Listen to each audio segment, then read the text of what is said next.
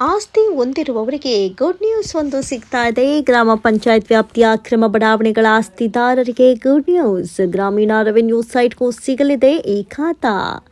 ಹೌದು ವೀಕ್ಷಕರೇ, ಒಂದು ಕಡೆ ಆಸ್ತಿದಾರರಿಗೆ ಗುಡ್ ನ್ಯೂಸ್ ಅಂತ ಹೇಳ್ಬೋದು, ಅಥವಾ ಅಕ್ರಮ ಬಡಾವಣೆಗಳ ಆಸ್ತಿದಾರರಿಗೆ ಇದು ನಿಜಕ್ಕೂ ಗುಡ್ ನ್ಯೂಸ್ ಅಂತ ಹೇಳ್ಬೋದು, ಗೊತ್ತಿಲ್ಲ. ಆದರೆ ಈ ರೀತಿಯಾದಂತಹ ಒಂದು ನ್ಯೂಸ್ ಹರಿದಾಡ್ತಾ ಇದೆ. ಏನಪ್ಪಾ ಅಂತ ಹೇಳಿದ್ರೆ, ಗ್ರಾಮೀಣ ಪ್ರದೇಶದ ರೆವೆನ್ಯೂ ಸೈಟ್ಗೂ ಸಿಗುತ್ತೆ ಇನ್ನು ಮುಂದೆ ಈ ಖಾತಾ. ಹೌದು ವೀಕ್ಷಕರೇ, ಹಾಗಾದ್ರೆ ಏನಿದು ಸುದ್ದಿ ಅಂತ ನೋಡ್ತಾ ಹೋಗೋಣ. ಅದಕ್ಕೂ ಮುನ್ನ ನೀವಿನ್ನು ನಮ್ಮ ಚಾನಲ್ಗೆ ಸಬ್ಸ್ಕ್ರೈಬ್ ಮಾಡ್ಕೊಂಡಿಲ್ಲ ಎಂದಾದರೆ ಈ ಕೂಡಲೇ ಸಬ್ಸ್ಕ್ರೈಬ್ ಮಾಡಿಕೊಳ್ಳಿ. ರಾಜ್ಯ ಸರ್ಕಾರವು ಗ್ರಾಮ ಪಂಚಾಯಿತಿ ಪ್ರದೇಶಗಳಲ್ಲಿರುವ ಅಕ್ರಮ ಬಡಾವಣೆಗಳ ಆಸ್ತಿದಾರರಿಗೆ ಅತಿದೊಡ್ಡ ರಾಹತನ್ನು ನೀಡಲಿದೆ. ಗ್ರಾಮೀಣ ಪ್ರದೇಶಗಳ ರೆವೆನ್ಯೂ ಸೈಟ್ಗಳಿಗೆ ಈ ಖಾತಾ ಸೌಲಭ್ಯವನ್ನು ವಿಸ್ತರಿಸುವ ನಿರ್ಧಾರಕ್ಕೆ ಅನುಮೋದನೆಯನ್ನ ನೀಡಲಾಗಿದೆ. ಇದರೊಂದಿಗೆ ಅನೇಕ ವರ್ಷಗಳಿಂದ ನೋಂದಣಿ ಇಲ್ಲದೆ ತತ್ತರಿಸುತ್ತಿದ್ದ ಸಾವಿರಾರು ಆಸ್ತಿದಾರರು ಈಗ ಕಾನೂನುಬದ್ಧ ಮಾನ್ಯತೆಯನ್ನು ಪಡೆಯಲು ಸಾಧ್ಯವಾಗುತ್ತೆ. ಈ ಕುರಿತು ಸಂಪೂರ್ಣ ಮಾಹಿತಿ ಇಲ್ಲಿದೆ. ಗ್ರಾಮೀಣ ಪ್ರದೇಶಗಳಿಗೂ 11B ಅನ್ವಯದೊಂದಿಗೆ ಬಿ ಖಾತಾ ಸೌಲಭ್ಯ ಸಿಗ್ತಾ ಇದೆ. ಗ್ರಾಮಾಭಿವೃದ್ಧಿ ಮತ್ತು ಪಂಚಾಯತ್ ರಾಜ್ ಇಲಾಖೆಯ ಗ್ರಾಮ ಪಂಚಾಯಿತಿ ವ್ಯಾಪ್ತಿಯಲ್ಲಿರುವಂತಹ ರೆವೆನ್ಯೂ ಸೈಟ್ಗಳಿಗೆ 11B ಅನ್ವಯವನ್ನು ವಿಸ್ತರಿಸುವುದಕ್ಕೆ ನಿರ್ಧರಿಸಿದೆ. ಇದಕ್ಕಾಗಿ ಗ್ರಾಮ ಸ್ವರಾಜ್ ಮತ್ತು ಪಂಚಾಯತ್ ರಾಜ್ ಅಧಿನಿಯಮದಲ್ಲಿ ತಿದ್ದುಪಡಿ ಮಾಡಲಾಗಿದ್ದು ಕರಡು ಘೋಷಣೆಗೆ ಬಂದಿದೆ. ಈ ತಿಂಗಳ 8ನ ಒಳಗೆ ಪಂಚತಂತ್ರ 2.0 ತಂತ್ರಾಂಶದ ಮೂಲಕ 11B ಹೆಸರಿನಡಿಯಲ್ಲಿ ಈ ಖಾತಾ ನೀಡುವ ಪ್ರಕ್ರಿಯೆ ಪ್ರಾರಂಭವಾಗಲಿದೆ. ನೋಡಿ, 9-11 ಅಂತ ಹೇಳ್ತಾರೆ, ಇದು ಅದೇ.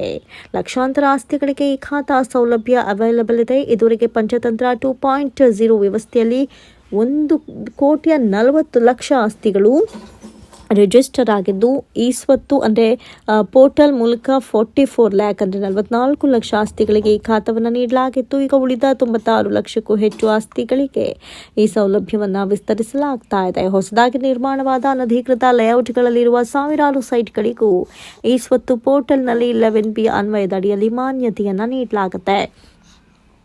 ಇನ್ನು ಆಸ್ತಿದಾರರಿಗೆ ನ್ಯಾಯ ಮತ್ತು ಸ್ಥಿರತೆ. ಹೌದು, ಈ ನಿರ್ಧಾರದಿಂದ ಗ್ರಾಮೀಣ ಪ್ರದೇಶದಲ್ಲಿರುವ ಅನಧಿಕೃತ ಬಡಾವಣೆಗಳಲ್ಲಿನ ಆಸ್ತಿದಾರರಿಗೆ ಕಾನೂನುಬದ್ಧ ಮಾನ್ಯತೆ ಸಿಗಲಿದೆ. ಇದರಿಂದ ಬ್ಯಾಂಕ್ ಸಾಲ, ವಿಮೆ ಮತ್ತು ಇತರ ಸರ್ಕಾರಿ ಯೋಜನೆಗಳ ಪ್ರಯೋಜನಗಳನ್ನು ಪಡೆಯಲು ಅವರಿಗೆ ಸುಲಭವಾಗುತ್ತೆ.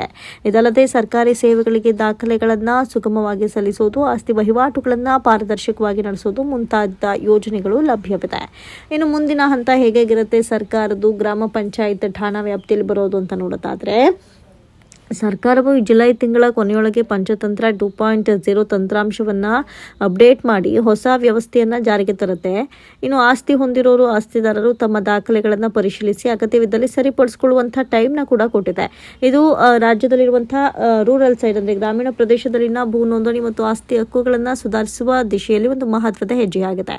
ಇನ್ನು ಈ ಕ್ರಮವು ಅಕ್ರಮ ನಿರ್ಮಾಣಗಳಿಗೆ ಪ್ರೋತ್ಸಾಹ ನೀಡುತ್ತೆ ಎಂಬ ಟೀಕೆಗಳಿದ್ರೂ ಸರ್ಕಾರವು ಇದನ್ನು ಆಸ್ತಿದಾರರ ಹಿತರಕ್ಷಣೆ ಮತ್ತು ಆಡಳಿತಾತ್ಮಕ ಸುಧಾರಣೆ ಅಂತ ಪರಿಗಣಿಸಿದೆ.